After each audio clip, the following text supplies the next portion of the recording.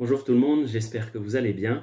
Ce matin, je vous propose de partager ce que j'ai lu dans Daniel au chapitre 3, un passage qu'on connaît assez bien, c'est celui que l'on appelle celui de la fournaise ardente, où l'on voit les trois amis de Daniel, Shadrach, Meshach et Abed-Nego, qui sont jetés dans la fournaise ardente.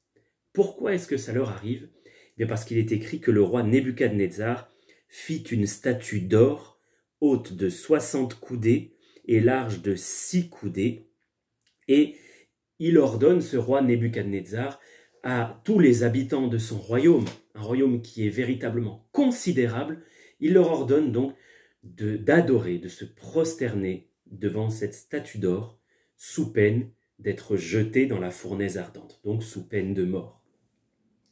On peut relever le courage de Shadrach, Meshach et Abed-Nego qui ont refusé d'adorer la statue d'or.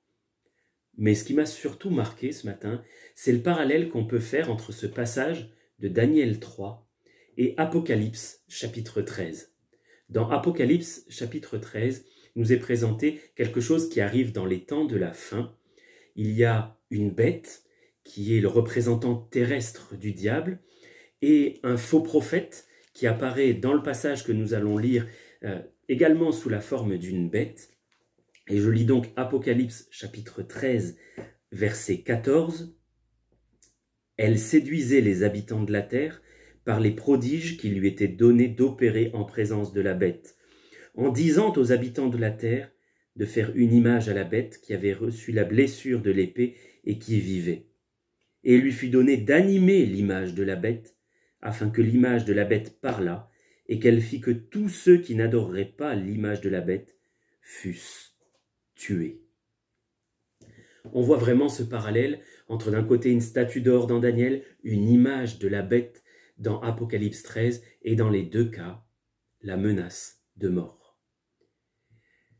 Dans les derniers temps, il va y avoir une image, on ne sait pas exactement sous quelle forme ça va se présenter, mais une image de ce représentant terrestre du diable, et les habitants de la terre seront sommés d'adorer cette image sous peine de mort.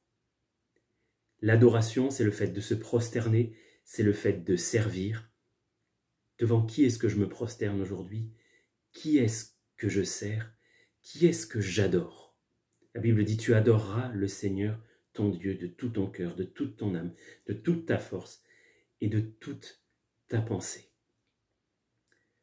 Une exhortation ce matin à n'adorer aucun autre Dieu que le Dieu vivant, à se séparer de toutes les idoles, que ce soit des statuettes ou des idoles que nous pouvons avoir dans nos propres cœurs, quelque chose qui prend la place de Dieu, une désobéissance quelconque à Dieu qui vient ravir la place que nous lui devons.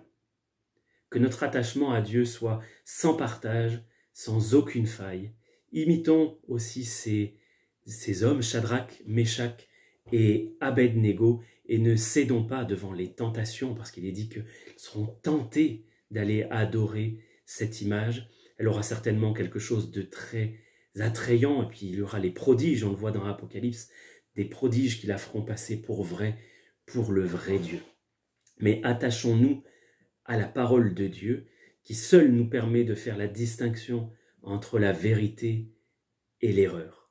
Ne tombons pas dans le piège que le Seigneur nous annonce dans Luc 21, où il y aura de faux Christ qui diront « c'est moi, suivez-moi », mais restons attachés au Seigneur Jésus.